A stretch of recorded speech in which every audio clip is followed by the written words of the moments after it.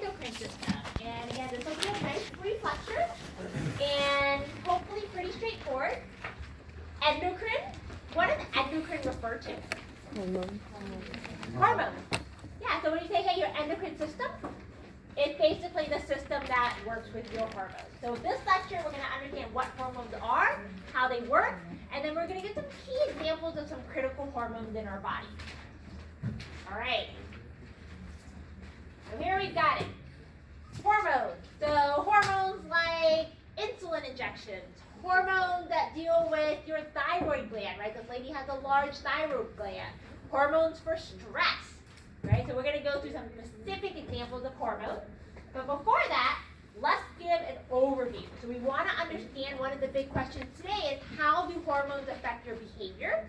And for that, we'll just go through a brief endocrine system overview and how hormones act, so the mechanism of hormone action. After that, we can then look at some specific glands. So these are some of the major glands.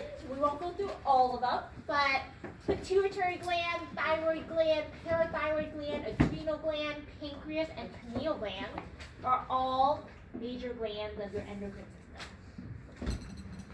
All right. So let's figure out the overview of your endocrine system. So we said, hey, endocrine system is dealing with hormones. Hormones help control your body. Right? A lot of our behavior is controlled by hormones. Now, we've already talked about how important the brain is at controlling your body, right? We said the brain communicates with the rest of your body, and the brain helps control your behavior. So we consider the nervous system, which includes the brain, we consider that the greatest control system in your body, kind of like the head system. Second to the nervous system is your endocrine system. So we consider it the second great control system in your body. Now, here's where hormones come into play. You got hormones, you got your brain, you got behavior. Do hormones affect your behavior? Yes. Absolutely, right? So just as your behavior is affected by the brain, right? Hormones are also affecting your behavior, and your behavior can affect your hormones. And then I'll show you guys that, hey, since the brain is like the big head honcho, the brain is going to help us control our hormone release, but like vice versa, how your hormones are circulating can also alter the way your brain works. So notice all of them interact and can help control each other. So the brain, your behavior, and your hormones, they all interface together. Now, the reason why it's called endocrine is because if you look at the word endo, what do you guys always think of when you hear endo? Yeah, in, right? Exo is out, endo is in. So literally, if you break down the word endocrine, it means internal secretion.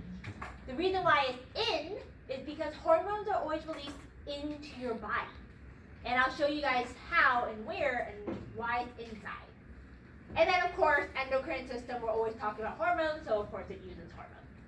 So that's our overview.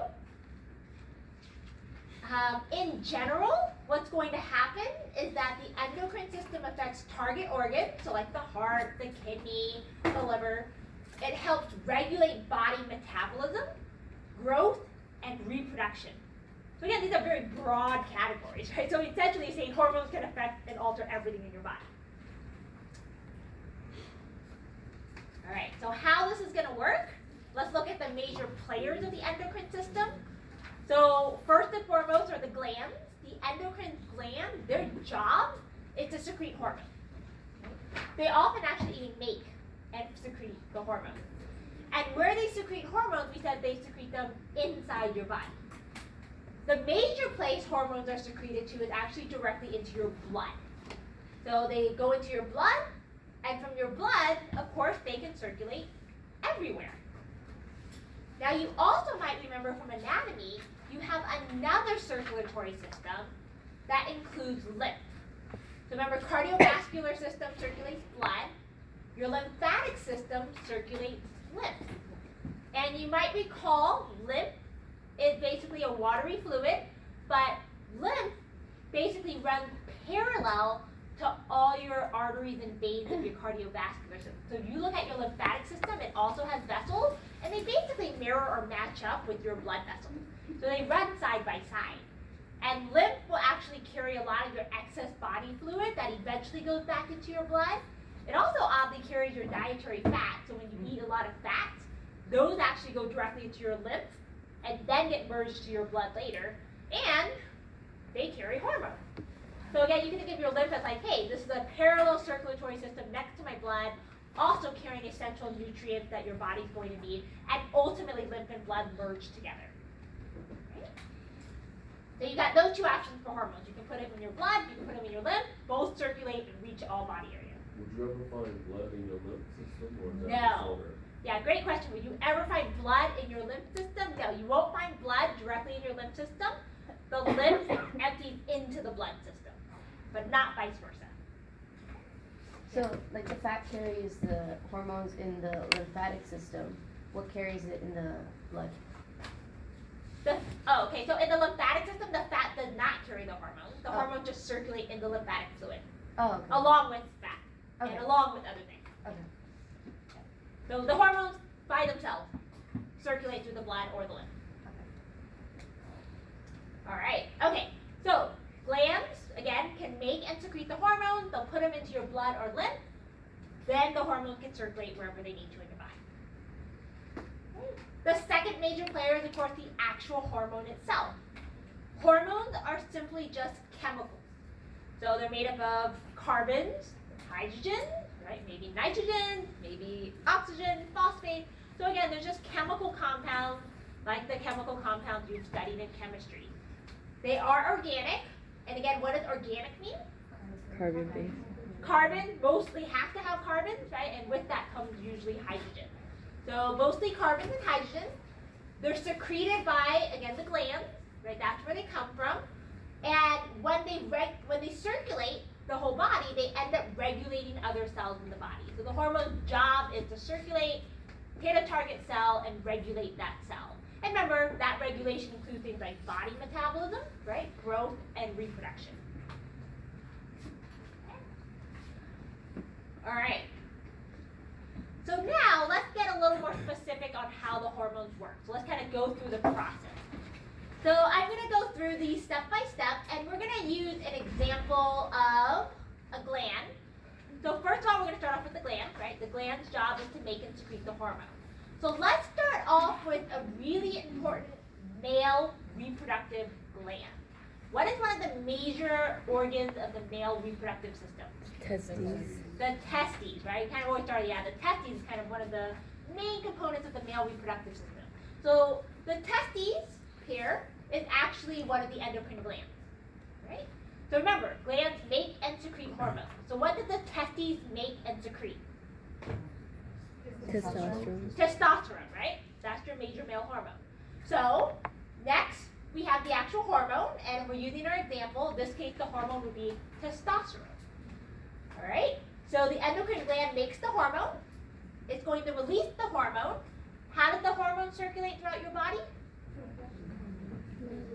What? The blood, right? Blood is the main thing, possibly lymph. So you're going to put the hormone in directly into the blood or the lymph. So testosterone now enters the blood and lymph. And now testosterone is circulating around your entire body. Okay, so you've got testosterone circulating around your entire body. The next stop is that it has to hit the target cell. Now, not every cell can respond to every hormone. Notice the target cell has specific receptors, specific for that hormone. So in other words, it's not that once testosterone is circulating all over the male's body that it's going to hit every single cell in the male's body. No, it's going to target specific cells. To help you guys visualize this, let's think about a boy going through puberty. We know when a boy goes through puberty, testosterone levels increase in the body, right? So let's think of what are just some things that change in a boy going through puberty. Voice, right? Voice tends to deepen. So, for example, where do we control voice in our body? Right here in the larynx, right? The larynx has your voice box. So when we say, hey, my hormone's going to circulate through the blood, one of the target cells are the cells in the voice box. So the hormone testosterone will target the cells in the voice box, cause that change in the voice box, and give you the behavioral response you get, which in this case is lowering of the voice. Okay? Give me another thing that changes in a boy going through puberty. Okay, good. Facial hair growth, right? Okay, so again, the testosterone circulating around the entire body, and it's going to start then to target the hair cells in the face, and maybe even the underarms, right? It's going to target those cells. Those cells respond by giving you the behavioral response of the hair growth and the underarm hair growth, right? So we've got voice, we've got hair growth. What else might change? Acne, right? So for acne, the hormones circulate the blood, they'll target the oil gland, right, in the face, and those oil glands will then start producing sebum differently, which will cause the acne, right? And that's the behavioral response. Semen? Semen, yeah. So the idea of building up the semen and actually having sperm in the semen. So again, the target cells would be going back, right, targeting actually different cells in the testes and causing the semen to be produced with the sperm. Yeah, exactly. So again, notice my hormone is circling throughout my body, but it's going to target very specific areas and give those specific responses for that hormone that's needed. Okay, questions on that? Is that hormone constantly going through your body? Like all day, every day? Oh yeah, that's a good question. Is that hormone constantly going through your body all day, every day? It really depends on the hormone, right? For female reproductive system, it would be different, right? We have the menstrual cycle, and the hormones are released accordingly, like not steady all the time, but they go in cycles. So certain hormones go in cycles. Certain hormones are triggered by certain environmental effects, stimuli. Others are more steady throughout, so it really depends. Like melatonin, right? High at night, low during the day. So every hormone has kind of a different pattern. Yeah. All right. Okay. So we kept saying, okay, testosterone can target, for example, the voice box. Testosterone can target the oil glands, the sweat glands, the hair cells. How testosterone actually works on that cell. I'll show you guys two mechanisms on how hormones actually act on their cell. With testosterone, it uses this first mechanism. In the first mechanism, the hormone can actually go directly into the cell, even directly into the nucleus and bind into the nucleus. So testosterone, for example, what it'll do is it's in the blood, right? This is the blood. It diffuses through the cell membrane, and notice the little H here, that's the hormone. It comes in, and notice it gets delivered directly into the nucleus. So direct access to the nucleus. And here's why this is important to get direct access to the nucleus. What do we always store and protect in our nucleus? DNA, right? DNA is critical, it's always stored and protected in our nucleus. Now, do you guys remember the process of transcription and translation? Right? Starts with DNA with transcription, right? Then you make the messenger RNA, and then you go through translation, and then you make the protein. Right? That whole process. Again, it starts with DNA in the nucleus. Do you guys remember transcription factors? Yeah. Right? Remember, you have a lot of DNA, and you need to know where to start. The transcription factor binds to where you want to start. But we kind of left it vague. It's like, okay, yeah, these transcription factors come and they bind, and then we know to start there. Here's where the hormones come in. Hormones can actually act as your transcription factor. So they go directly into the nucleus, and they bind to the DNA, and they are your transcription factor to initiate transcription. You do transcription, you do translation, you get your protein that you want. So if this were the testosterone hormone binding to the cells in charge of facial hair, you go through transcription, translation, you make more hair, and the hair grows. Right? So notice you've just initiated that process. You've made a protein that you want. So this is pretty cool. Again, the hormone itself, straight in, transcription factor starts that whole process.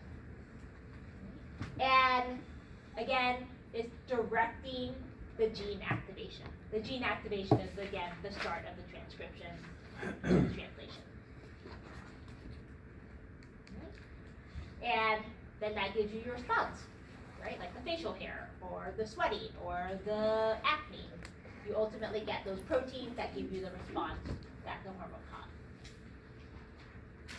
So testosterone, I told you does this. Testosterone, you might recall, falls under the category of steroids, right? Steroids is just one of the categories under lipids.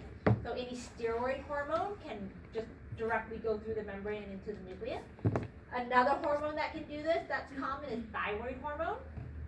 Again, directly into the cell, directly into the nucleus. Sorry, because here it says it binds to the receptor, so it binds to the transcription factor, or it acts as the transcription? It can directly act at the transcription factor, Okay. or sometimes it binds to the whole transcription factor complex.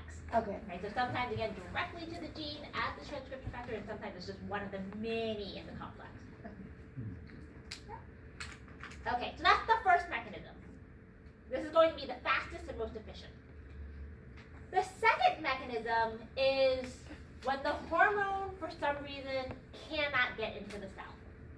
Usually if the hormone is too big, right? Think about things that can't diffuse into the cell. Too big, too charged, right? In this case, the hormone, unfortunately, has to stay on the outside of the cell. And we're going to have to use what we call a second messenger to get our effect on the inside. Now, we've actually seen this already. You guys remember with odor molecules, right? And molecules such as bitter, umami, right? Or what's the third one? Bitter, umami, or sweet. Yep, those three. Remember, in general, those molecules we said were too large to actually come into the cell. So what they do is they dock on the outside of the cell. So in here, the blue is the outside of the cell, and then down here is the inside of the cell. So what happens is these larger hormones and things like bitter, sweet, umami, odor molecule, they dock on the outside, and they are considered the first messenger. And then what they do is they activate on the inside the second messenger. So again, they bind to the receptor of the cell membrane on the outside, and on the inside, for example, would be a G protein.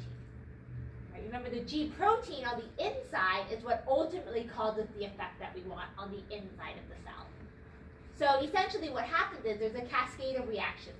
Again, you don't have to know every step of that cascade, and it differs for each hormone. But ultimately, you get the second messenger on the inside to give you the response that you want. And again, the reason why we're using this is because the hormone itself cannot get into the cell. So you have to activate this G protein and ultimately a second messenger, which will then go ahead and initiate the response. Response meaning going into the nucleus. And Yep, protein. exactly. Response meaning maybe going into the nucleus, again, acting as a transcription factor and making that protein you want. Is that the only thing that it does, or does it do anything else in the nucleus? Like maybe Yeah, so, ATP creation? right, is that the only thing it can do in the nucleus? That's usually the thing it does in the nucleus, which is activate the transcription translation. But there are probably instances where there's different effects, like maybe getting more ATP or whatnot, that are not direct transcription translation. Okay, so again, two mechanisms. One, directly in, and then two, you have to use the second messenger. Is the second messenger like impersonating almost the outside hormone in any way? Good. Is the second messenger like impersonating the outside Like hormone? mRNA, you know? Right. It's kind of like mRNA, but I wouldn't say impersonating. I would think of it more as a relay team, Okay, all right. right? As in it's carrying the message from that hormone on the outside. It might not even look like it in any way or Right. shape or form, but it's still passing along the message. Good question. Can you explain the second messenger a little bit more? Yep, so again, the problem is the hormone itself can't go inside, so it has to basically have a tag team on the inside for it. Usually starts with the G protein, and then ultimately it activates the second messenger, and the second messenger is the one that gives you the response that you want. So it's like the final thing that actually carries out what you want. And it doesn't necessarily need to go into the nucleus, or does it? It doesn't always have to go into nucleus, no. No, however you want, or whatever you need to get done, the second messenger does it. So for example, if it's a non-steroid hormone, usually it has to use the second messenger. But the first mechanism does go into the nucleus. Yeah, obviously. first mechanism directly to the nucleus. A transcription. Right. Okay. Alright, so how are hormones regulated? It shouldn't surprise you, since hormones are a big part of your homeostasis. They're regulated by negative feedback, right? Just like we talked about negative feedback working. So if we use the classic example, if this gets too hot, you cool off, that's a negative feedback to stop you from getting too hot. The same thing with hormones, right? If you have too much hormones, you have too big of an effect, you basically, you stop the hormones from being released. If you have too little hormone, getting too little of an effect, you activate the hormone, get more hormones to be released. So again, classic negative feedback.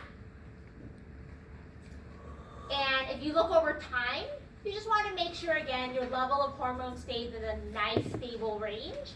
So for example, this line would be like your kind of average amount of hormone, and notice sometimes you have a little higher, sometimes a little lower, but the key is you want to keep it in that nice steady range, right? So hormone concentration remains stable over time.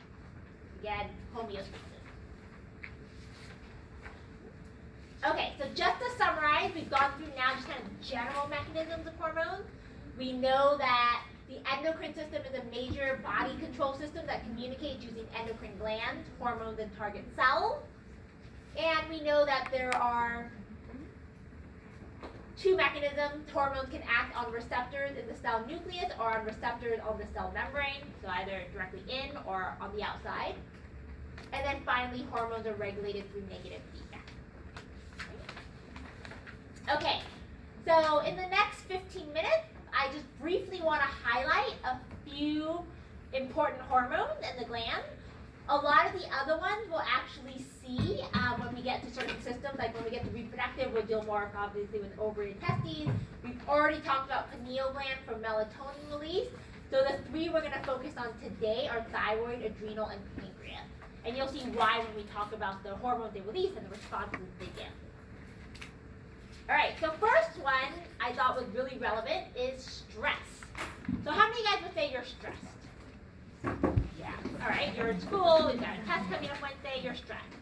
All right, would you say you're under long-term stress or short-term stress? Long-term. Combination of both. Okay, let me ask you this. At this particular moment, is your heart racing? Are you breathing really heavily? Do you feel like you need to run? If you answered yes, which could be true, that's short-term stress. If you answered no, but you still feel stressed out, that's long-term stress. So in other words, short-term stress is your fight or flight response.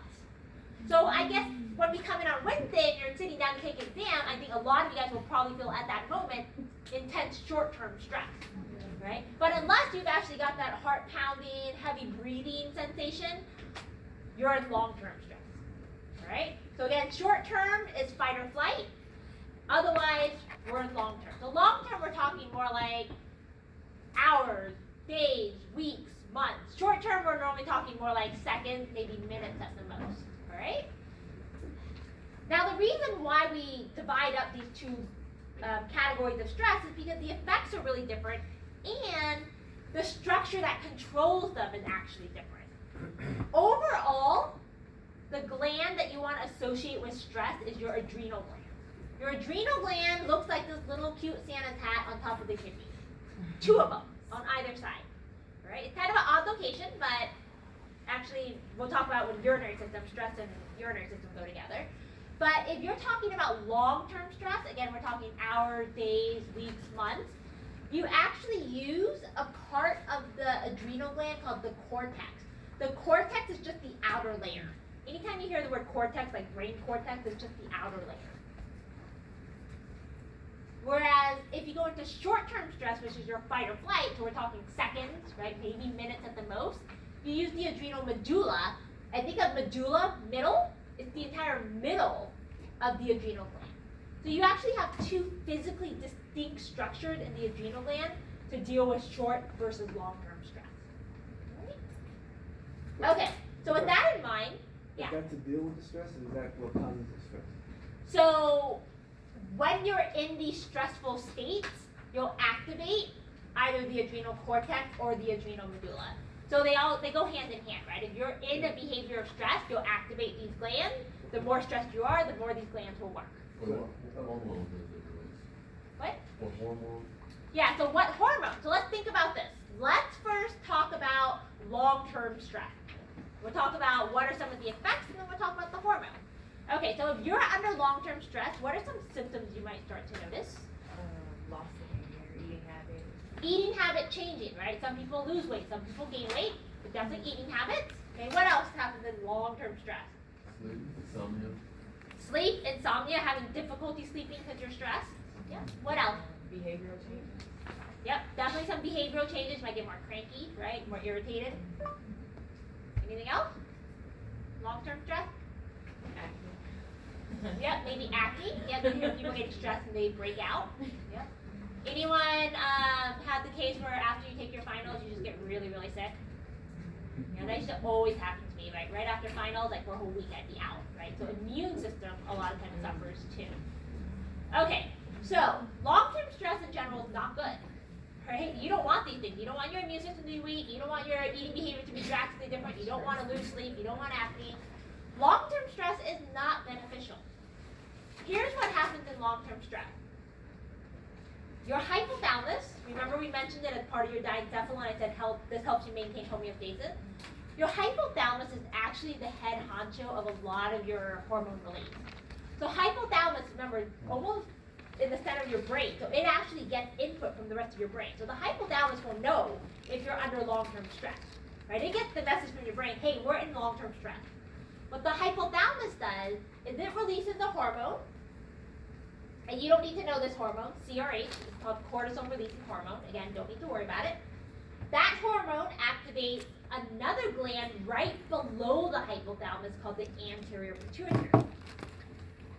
That gland releases another hormone, ACTH. Again, you don't need to know about that one. The bottom line is, once that hormone's released, now we activate the adrenal cortex. So the adrenal cortex, you know, is for long-term stress. Now here's the important hormone you do need to know. Is adrenal cortex releases a hormone called cortisol. Cortisol is an indication that you are under long-term stress. And it's cortisol that circulates through your entire blood and your entire body, and it's cortisol that gives you all those effects of the long-term stress you mentioned. The change in eating, the acne, the lack of sleep, the insomnia. All of that is due to the cortisol increase when you're under long-term stress. And oddly enough, not only does it circulate in your blood, in your lymph, but it actually then infuses into your saliva. So it's actually interesting. They can use this a lot in a lot of studies. Is they actually have the patient just spit in a cup, and they can measure cortisol levels and see if they're elevated or not as a direct indicator of your body in the long-term stress state. Yeah, so this is again the pathway. Again, don't worry about the one thing that I want you guys to know is hypothalamus, the head honcho, right, ultimately controls the adrenal cortex, releases the cortisol, and that's long-term stress. Yeah. Right? Short-term stress is different. Short-term stress. What are some of the effects of short-term stress? What do you notice? Heart rate increases. What else? Breathing rate increases. What else? What's that? Digestion. Yeah, digestion decreases. What do your pupils do? They dilate. Right? So again, short-term stress is your fight or flight response. Okay, so how we get into this mode, right? We know, also controlled by the hypothalamus. Again, your hypothalamus is that key organ, and it gets information from the rest of the brain. So the hypothalamus says, oh, we're in short-term stress, and hypothalamus directly contacts the adrenal medulla. There is no time to go through anterior pituitary, right? Short-term stress is something you need a quick response to. So hypothalamus tells your adrenal medulla, hey, we're in short-term stress. And so it releases the hormone epinephrine and norepinephrine. Have we seen these before? Yeah, what's the common name for these? Adrenaline. Adrenaline. So this is your same adrenaline. When we talk about the adrenaline rush, the adrenal medulla actually releases releases these forms of adrenaline. These are the same hormones or same chemicals that we use as neurotransmitters. So notice adrenaline actually has two different roles. The chemical adrenaline is exactly identical. If you look at adrenaline, same structure. But one use is as a hormone released into your blood by the adrenal medulla circulating. The other one we talked about previously is that the neurotransmitter communicating between neurons, again, to get the stress response. So there's a dual role of adrenaline. So it works both ways. So it happens at the same time? Same time, yeah. So when you're in short-term stress, you trigger both of these responses. Again, adrenaline works in both of them. And again, the effects are still all the same, right? The increased heart rate, the increased breathing, decreased digestion. No text found at that location. Alright? So what's the longest you can stay in that state? Yeah, so that's a good question. So this response is actually good, right? If you are being attacked, you want adrenaline rush, right? You want to be able to do these things. So how long can you actually stay in this state before it starts to get detrimental or you can't keep it up? So just think about how long can you keep from running from that bear, right? Or how long is your heart rate going to stay elevated, right? Usually it's not more than maybe 5-10 minutes, right? You're not going to be under the short-term stress, or your body's not going to be able to maintain this short-term stress response for a long time because this, of course, requires a lot of energy. How about people with post-traumatic syndrome, like after the incident happened, some people might stay with the stress and, experience the same as the first incident. So Right, so when they have an incident, they can have something that triggers kind of that same response, even though it's not the exact so for incident. every episode, like, are we going to just go Exactly, you're going through this scenario again. So it's kind of like people have recall, right? They recall an incident and you can see their heart elevating and whatnot. What they've done is they basically tricked their brain into thinking they're in that same scenario, activating that same short-term stress response. Yeah, so everyone can activate this in different ways, right? Like you can come to an exam and get this activated. You can think about an exam and even maybe get this activated. So does adrenaline also put up like pain receptors? Mm-hmm. Yeah, one of the other effects of adrenaline is it actually subdues the pain receptors. So right when you're in that fight or flight, you don't feel pain, and then later on you realize, oh, my ankle hurts, or oh, I hurt that. In a way, you use this for conditioning, right, people? Yeah. So yeah, there's actually a lot of articles were saying that this is actually used for conditioning or kind of getting your body to be able to react. Because short-term stress again is a beneficial thing in the short run, right? You just can't again maintain it long term. Great question. Okay, so they've done this actually in studies, and this is an interesting study where it was done on the rat hippocampus. So again, memory. And what they did was they actually looked at short-term stress in the rat. And this sounds really mean, but the way they could stress out the rat is just give it a shock, right? Or just something, again, really instantaneous. And they found that short-term stress in a rat actually increased synaptic function. In other words, it made their synapse work better. So this is a good thing. And again, this idea that short-term stress is a good response. But then they put this rat in long-term stress. And for long-term stress, rats are actually very social creatures like us. So they actually took away their rat playmates. And when they lost their rat playmates and isolated the rat, they became long-term stress. And we're talking, I think they did it for about 2 weeks. And what they noticed, the rat under long-term stress, if you look at the dendrite, so this is a control rat, so nice and healthy. And then this is the stressed out rat. What do you think happened? What happened to the dendrite? They died. Yeah, dendrite started to decrease, right? So this neuron under long-term stress isn't functioning well, right? Less dendrite, it's not communicating that well, it's not efficient. So again, this is direct evidence that the long-term stress really is not good, both on your behavior, but also on the anatomy of your neuron. But what do you guys think? Can this neuron recover? Yeah. Another question, is the neuron actually dead? No. No, as long as the neuron's not dead, remember, neurons are plastic. So they actually found out when they put the rat back in with its playmates, in other words, took off the stress, they actually noticed the increased dendritic, again, and the increased dendrites, and the neurons went back to normal. So just think about right now, like what midway semester, your neurons are probably looking a little bit like that. Sparse, right? But that's okay. Once we hit winter break, you guys get some sleep, you de-stress, they'll go back to the normal state. You'll be all good. So again, neurons, again, very plastic. All right. Let's see how we are on time. I don't want to rush this too much. Okay, let me just cover the pancreas real quick, and then I'll finish up the thyroid real quickly tomorrow in lab. All right, so pancreas. The one thing, and this is actually a good review, is the pancreas, you should recall, is your gland that helps you control your blood sugar. And we've been talking a lot about blood sugar, right? That's our energy source. So remember a diabetic patient, John, right? What hormone did he have problems with? Insulin. Yeah. So think, hey, insulin, right? That hormone with diabetes and with sugar control, that is actually a direct hormone from the pancreas. So if you look at the pancreas, if you just take a microscopic view of the pancreas, you can pull out a group of cells. This group of cells is called the pancreatic islet, so it's like a little bundle of cells.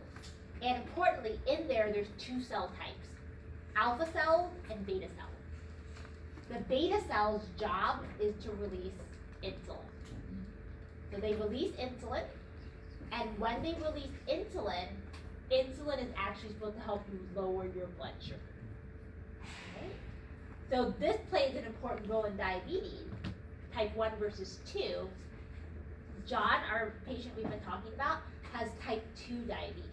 Type 2 diabetes is actually the one where they can make insulin, so their beta cells actually produce insulin. Their problem is they actually just don't respond to the insulin. So they have an issue with the receptors kind of responding to the insulin, and therefore the bottom line is they can't take in the blood sugar into their cells. Type 1 diabetes, which is a little more rare, in type 1 diabetes, usually the beta cells cannot produce insulin. So their problem is different. So the way you go about kind of helping these patients are going to be different based on 1 or 2. So again, 2 is usually, hey, I can make insulin, but I'm not responding to it. They call it insulin resistance. So what should happen is in a healthy person, let's say you ate a huge meal with a lot of sugar, right? You'll get a lot of glucose in your blood. The goal here now is to get your beta cells to release insulin. Insulin then helps your cells take up the glucose in the blood. So the glucose goes into your cells. You can use it then to make ATP. So therefore it lowers the glucose in your blood, and that's the negative feedback. So that's in a healthy person, right? Again, the problem with John is that he can't take up the glucose into his cell. So the blood stays in his sugar, the sugar stays in his blood. The glucagon does the exact opposite. If you haven't eaten in about 5 or 6 hours and you're low in blood sugar, right, you feel a drop in blood sugar, your body's alpha cells will release glucagon. And what glucagon does is it helps you release sugar storage. So it'll access the sugar storage, for example, in your liver. And it'll say, hey, release sugar storage so you can put more blood sugar in circulation. So therefore it increases the sugar in your blood. And that's again if you haven't eaten in like 5 or 6 hours, then you need more sugar in your blood. Alright. Let's end there because I don't want it to go over. So tomorrow we'll just use maybe the first 5 or 10 minutes in lab to kind of wrap up the scenario, and I'll quickly tell you about thyroid gland, which will be pretty straightforward. There was a sign-in sheet going around today. Make sure you initial that. Yep, Oscar has it in